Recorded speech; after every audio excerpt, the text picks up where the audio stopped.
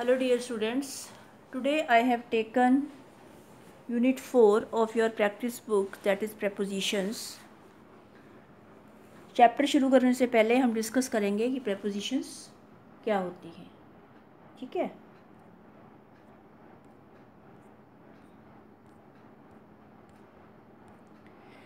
A preposition is a word used to link noun or pronouns to other words within a sentence.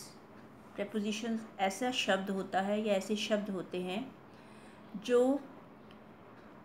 Noun या pronoun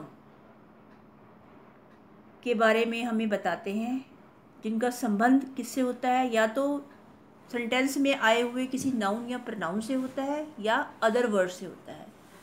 other words में बेटा आ सकता है, noun भी आ सकता है, प्रोनाउन भी आ सकता है, वर्ब भी आ सकता है और एडजेक्टिव भी आ सकता है, कुछ भी आ सकता है। तो basically what is prepositions? Relationship of noun और प्रोनाउन विद अदर वर्ड्स, दूसरे शब्दों के साथ नाउन या प्रोनाउन का जो संबंध होता है किसी सेंटेंस में, उसे हम प्रेपोजिशन कहते हैं। For example, the cat is sitting under the table. जो बिल्ली है वो टेबल के नीचे बैठी है।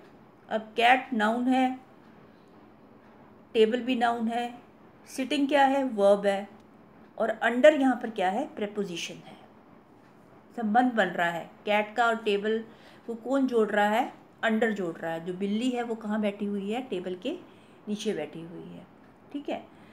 तो मेनली जो टाइप्स होती हैं प्रेपोजिशंस की, वो 3 टाइप्स के होते हैं प्रेपोजिशंस, जो हमें when, where, in which direction, in पे निर्भर करता है। When, where, in which direction. When का मतलब हुआ प्रेपोजिशन ऑफ टाइम। इसमें हमें टाइम के बारे में बताया जाता है कि कोई काम कब हुआ है। For example, in, on, at, before, after. My birthday falls in January. मेरा बर्थडे जनवरी में आता है, तो यहाँ पर टाइम क्या दिया हुआ है? जनवरी दिया हुआ है। तो इन क्या हो गया? यहाँ पे प्रेपोजिशन हो गई। माई वेकेशन एंड्स ऑन मंडे। मेरी जो छुट्टी है वो मंडे को ख़त्म हो जाएगी। तो यहाँ पर भी टाइम मेंशन किया है, स्पेसिफिक टाइम दिया हुआ है। मंडे को छुट्टियाँ जो हैं वो फिनिश हो जाएंगी, ओवर हो जाएंगी। तो ये हुआ preposition of time. Second category है वेयर। वेयर है प्रेपोजिशन ऑफ प्लेस। इसमें जगह के बारे में बताया जाएगा। इसके एग्जाम्पल है under, above, in, on, at. ये इसके कुछ एग्जाम्पल हैं। The books are on the table. किताबें मेज पर हैं। अब मेज पर हैं, कहाँ पर है? प्लेस बताई है, मेज पर। तो ऑन क्या हो गया? यहाँ पे प्रेपोजिशन हो गया। The plane is just below cloud. Below का मतलब होता है नीचे, और अंडर का मतलब भी होता है नीचे। जो प्लेन है, एरोप्लेन है, एयरप्लेन है, वो बादलों के ठीक नीचे है, मतलब टच नहीं कर रहा है उसे, ठीक नीचे है। तो यहाँ पर हमने यूज़ किया बिलो क्लाउड। उसके बाद थर्ड कैटेगरी आ जाती है आपकी इन विच डायरेक्शन। इसको बोलते हैं हम प्रेपोजिशन ऑफ डायरेक्शन, कि किस दिशा में काम हो रहा है। We went to London last week. हम लास्ट वीक, पिछले हफ्ते, लंदन गए। कहाँ गए? डायरेक्शन, किस दिशा में गए? कहाँ गए? लंदन गए। ही वेंट अप द हिल। वह पहाड़ी के ऊपर चढ़ा। कहाँ चढ़ा? Which direction? पहाड़ी के ऊपर।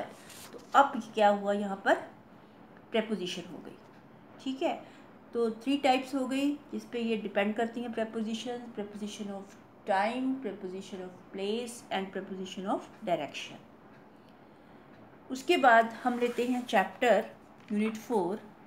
Look at the picture, then read the story given along with it, fill up missing parts in the story to complete it. Story आपने सुनी होगी क्रो और फॉक्स की। A crow was sitting on a tree branch. एक कौवा पेड़ की टहनी पर बैठा हुआ था। अब टाइम, प्रेपोजिशन ऑफ प्लेस आ गया यहाँ पर। कहाँ बैठा हुआ था? पेड़ की टहनी पर। तो यहाँ पर हमने ऑन प्रेपोजिशन यूज़ की। It had a piece of cheese in its beak.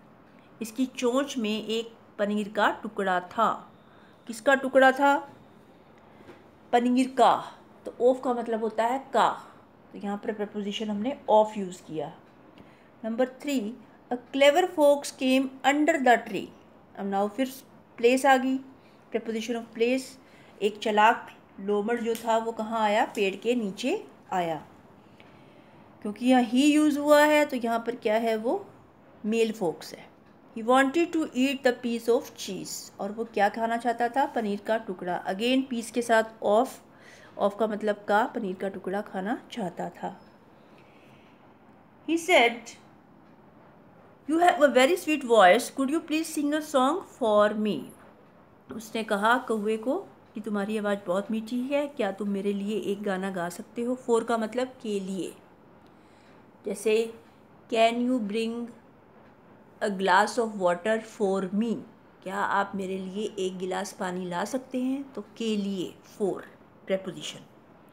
The crow began to sing caw caw, the piece of cheese fell down, और जो पनीर का टुकड़ा था वो नीचे गिर गया। Of and down, DOWN, again यहाँ पर दो प्रेपोजिशंस यूज़ हुई हैं। डाउन का मतलब नीचे। The foolish crow lost its piece of cheese, जो मूर्ख कौवा था उसने अपना पनीर का टुकड़ा खो दिया।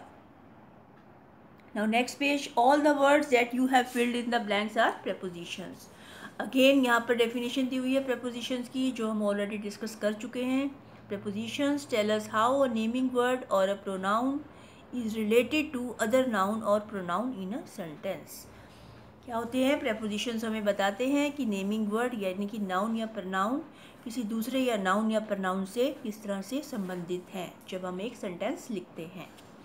यहाँ पर कुछ prepositions दी हुई हैं। Now let us move on worksheet 1. The little puppy is very naughty. Look at him. He cannot sit silently even for a minute. छोटा सा पपी है, बड़ा शरारती है, देखो उसे, वो एक मिनट भी शांति से नहीं बैठ सकता। Given below are some pictures of him taken by his master अंकुर, यहाँ पर उसके मास्टर अंकुर ने कुछ पिक्चर ली हैं उसकी। Write 6 sentences about him using the clues from the 8 box, और आपको जो क्लू दिए हुए हैं, जो prepositions दी हुई हैं उनको यूज़ करके, और 8 बॉक्स में वर्ड्स दिए हुए हैं उनको यूज़ करके आपको सेंटेंस फ्रेम करने हैं। फर्स्ट इज इनटू, जो पपी है जग के अंदर झांक रहा है, इनटू के अंदर। और सेकंड इज इनका मतलब कीज जो है उसके माउथ में है, ठीक है। इनटू होता है बिल्कुल अंदर, डीप, और इन जो आपको नज़र भी आ रहा है, ये फ़र्क है इनटू और इन में। उसके बाद नंबर 3 पिक्चर में है अराउंड। अराउंड का मतलब होता है चारों ओर। Number 4 on. ऑन का मतलब ऊपर, जब आप स्थिर होते हैं, स्टिल होते हैं, आप इधर उधर घूम नहीं रहे हैं, आपकी जो पोजीशन है वो चेंज नहीं हो रही है, तो ऑन है वो। उसके बाद एट। एट का मतलब होता है पर। जब कोई दरवाजे पर नॉक करता है तो हम बोलते हैं who is knocking at the door, वहाँ पर हम एट यूज़ करते हैं। और नंबर 6 पिक्चर पे है ओवर। ओवर में देखिए जो पपी है वो जंप कर रहा है इधर से उधर।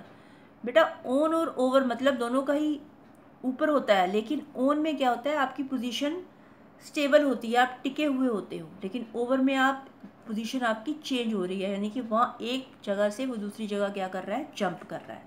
तो this is the difference between on and over. Now we will complete the sentences. First is the puppy is peeping into the jug. Puppy jug के अंदर झांक रहा है, पीपिंग मतलब झांकना। The puppy is holding the keys in its mouth. Puppy ने अपने मुंह में चाबियां पकड़ी हुई हैं। The puppy is running around the box. Puppy box के चारों ओर दौड़ रहा है। The puppy is sitting on the box. Puppy box पर बैठा हुआ है। The puppy is waiting at the door. दरवाजे पर इंतज़ार कर रहा है पपी।